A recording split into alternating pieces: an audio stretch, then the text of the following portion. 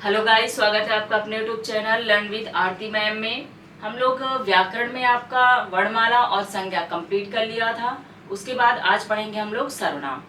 उससे पहले अगर आप चैनल पे नए हैं तो चैनल को जरूर सब्सक्राइब कर लें, और अगर कोई भी आपके जान पहचान में टीजीटी पीजीटी एलटी जो है हिंदी से तैयारी कर रहा है तो उसे ज़रूर शेयर करें। और चलिए आगे स्टार्ट करते हैं हम लोग। सर्वनाम।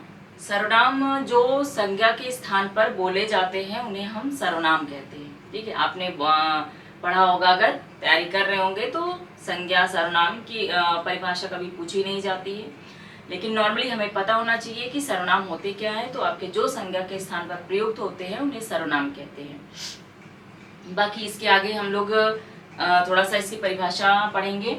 सर्वनाम उस विकारी शब्द को कहते हैं जो संज्ञा के स्थान पर आता है।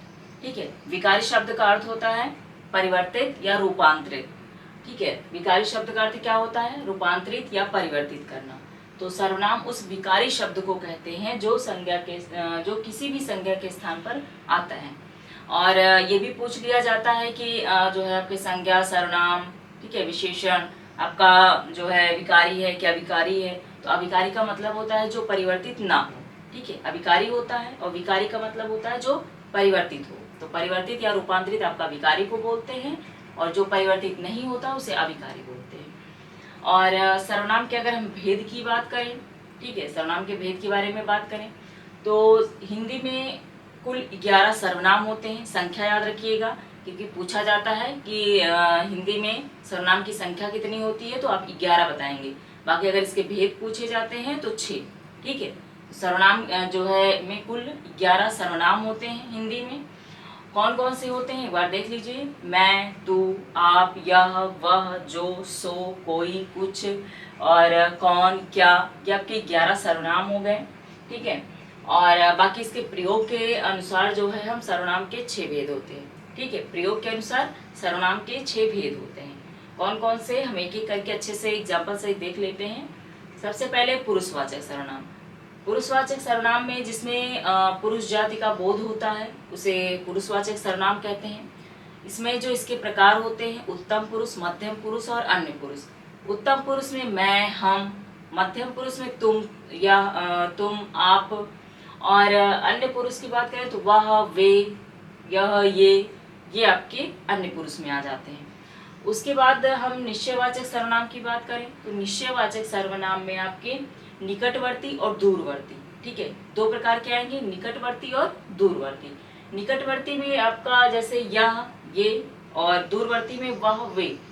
निकटवर्ती में जैसे यह के एग्जाम्पल अगर हम लेते हैं तो यह पुस्तक है, ठीक है, तो पास का बोध हो रहा है। और वह राम का घर है, तो आप कहीं दूर दिखाकर बता रहे हो कि राम का घर है, तो इसे दूरवर्ती का बोध हो रहा है।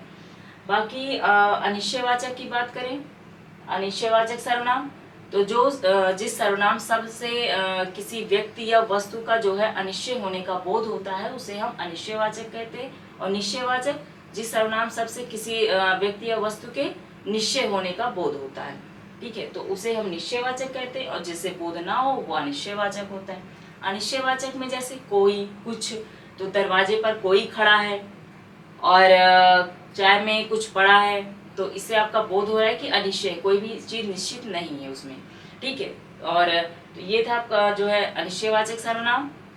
आगे हम बात करते हैं इसमें जो है आपके संबंधवाचक सर्वनाम में। संबंधवाचक सर्वनाम में जो एक व्यक्ति या वस्तु का संबंध दूसरे व्यक्ति या वस्तु से बताता है उसे संबंधवाचक सर्वनाम कहते हैं। जैसे जो, सो, जैसा, वैसा।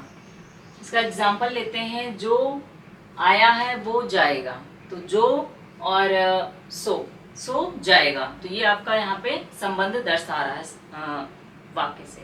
ठीक है, तो ये आपका संबंधवाचक सर्वनाम हो गया। और दूसरा बात करते हैं प्रश्नवाचक सर्वनाम, जो प्रश्न पूछने का बोध कराते हैं कि कहाँ जा रहे हो, क्या कर रहे हो, तो आपका प्रश्न शब्द का बोध कराएं, जैसे कहाँ, कैसे, क्यों, कब, ये आपका प्रश्नवाचक सर्वनाम हो गया। बाकी 6 आपका निजवाचक सर्वनाम। निजवाचक सर्वनाम में आप खुद, स्वयं, जो शब्द खुद के लिए बोध होता है उसे ही आप जो है निजवाचक सर्वनाम में प्रयोग करते हो। आप खुद स्वयं जो प्रयोग करते हो वही आपके लिए यूज होते हैं, ठीक है। तो आप खुद स्वयं ये आपके निजवाचक सर्वनाम में आते हैं।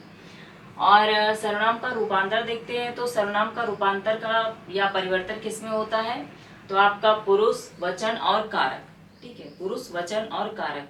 पुरुष जो है आपके इसमें जो पुरुष जाति का बोध कराते हैं, और वचन एक या अनेक होने का बोध कराता है, और कारक जो संज्ञा या सर्वनाम का सर्वनाम से क्रिया के साथ उसका संबंध बताता है, उसे कारक कहते हैं।